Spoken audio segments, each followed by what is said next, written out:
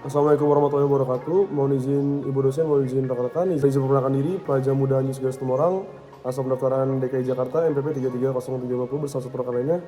Perkenalkan, nama saya Alfa Fandi Enrico Rondo, NPP 330837, asal pendaftaran Sulawesi Utara. Di sini kami ingin mempresentasikan tentang negara Burundi. Jadi deskripsi negara Burundi yang pertama ada geografis. Burundi terletak di wilayah Afrika Timur dan berbatasan dengan Rwanda di sebelah utara, Tanzania di sebelah timur dan selatan, dan Republik Demokrat Kongo di sebelah barat. Yang kedua adalah ekonomi Burundi. Ekonomi Burundi didominasi oleh sektor pertanian dengan sebagian besar penduduknya bekerja sebagai petani. Ekonomi negara ini menghadapi sejumlah tantangan termasuk kemiskinan yang tinggi dan ketidakstabilan politik. Yang ketiga, sejarah. Burundi adalah bagian dari kerajaan Burundi sebelum kolonisasi oleh Belgia pada abad ke-20. Setelah meraih kemerdekaan, Burundi mengalami konflik etnis antar suku yang menyebabkan berbagai masalah politik dan ekonomi. Objek presentasi kita sekarang ada 3. Yang pertama tentang keadaan ekonomi negara Burundi saat ini. Yang kedua faktor kemiskinan negara Burundi. Dan yang ketiga usaha pemerintahan mengenai kemiskinan. Membahas yang pertama ekonomi Burundi pada saat ini. Pendapatan per kapita di Burundi merupakan salah satu yang terendah di dunia. Angka pendapatan per kapita mengukur rata-rata pendapatan yang diterima oleh penduduk Burundi dalam 1 tahun, dan biasanya diukur dalam mata uang lokal. Ini adalah salah satu indikator yang digunakan untuk mengukur tingkat kemiskinan dan kesejahteraan penduduk suatu negara. Pada tahun 2020, pendapatan per kapita di Burundi diperkirakan mencapai sekitar 230-250 US dollar per tahun. Angka ini adalah salah satu yang terendah di dunia dan menunjukkan tingkat kemiskinan di negara ini.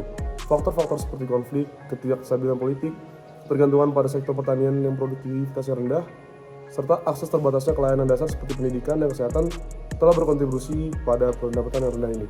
Kedua adalah faktor kemiskinan negara Burundi.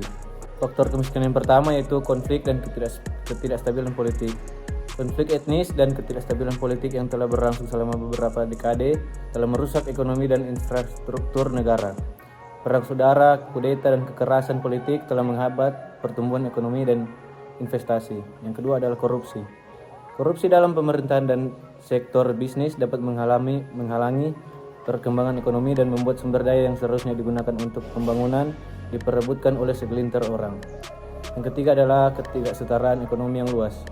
Kemiskinan ekonomi telah menghasilkan ketidaksetaraan ekonomi yang besar di Burundi dengan sebagian kecil penduduk yang menguasai sebagian besar sumber daya. Di sini ada upaya yang dilakukan oleh pemerintah Burundi, yaitu yang pertama, rencana pembangunan nasional. Pemerintah Burundi telah mengembangkan berbagai rencana pembangunan nasional yang bertujuan untuk meningkatkan pertumbuhan ekonomi, mengurangi kemiskinan, dan meningkatkan kesejahteraan masyarakat. Usaha pemerintah yang kedua, diversifikasi ekonomi. Pemerintah Burundi telah berupaya untuk mengurangi ketergantungan negara pada sektor pertanian dengan mendorong diversifikasi ekonomi. Selanjutnya ada pendidikan dan kesehatan. Pemerintah Burundi telah berinvestasi dalam sektor pendidikan dan kesehatan untuk meningkatkan akses penduduk terhadap layanan pendidikan yang berkualitas serta perawatan kesehatan yang terjangkau. Yang keempat, program pengentasan kemiskinan. Pemerintah Burundi telah meluncurkan program-program pengentasan kemiskinan yang ditujukan kepada kelompok-kelompok masyarakat yang paling rentan. Usaha pemerintah Burundi yang lainnya adalah yang pertama perdamaian dan stabilitas. Upaya untuk menjaga perdamaian dan stabilitas politik juga merupakan faktor penting dalam mengatasi kemiskinan.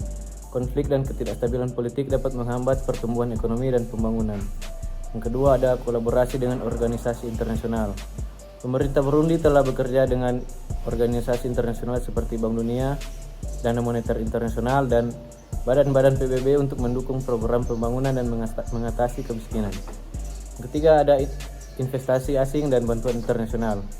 Pemerintah Burundi juga telah mencari investasi asing dan bantuan internasional untuk mendukung pembangunan ekonomi dan sosial. Bantuan dari negara-negara mitra dan lembaga-lembaga internasional dapat membantu meningkatkan kapasitas negara dalam mengatasi kemiskinan. Selanjutnya ada galeri presentasi. Di sini kita lihat sendiri ada banyak foto-foto yang menggambarkan negara Burundi. Mulai dari foto yang pertama, bisa dilihat sendiri pada galeri presentasi yang pertama ada 2 anak-anak yang di depannya ada mobil tentara. Ini terjadi karena adanya konflik antar suku yang menyebabkan ketidakstabilan ekonomi dan juga ketidakstabilan politik. Selanjutnya di gambar yang kedua ada 4 anak untuk dijual. Ini menandakan bahwa ekonomi di Burundi sangat tidak stabil yang menyebabkan anak bisa dijual untuk dijadikan bahan makanan untuk orang tuanya. Dan yang foto-foto selanjutnya seperti rumah yang terbuat dari karton dan karung itu menunjukkan jikalau Burundi sedang mengalami kemiskinan dan juga banyak sekali anak-anak sedang butuh apa. Sekian presentasi dari kami, kurang lebih yang mohon dimaafkan. Semoga apa yang kami berdua sampaikan bisa menjadi info dan bermanfaat bagi kita semua. Sekian, terima kasih. Assalamualaikum warahmatullahi wabarakatuh.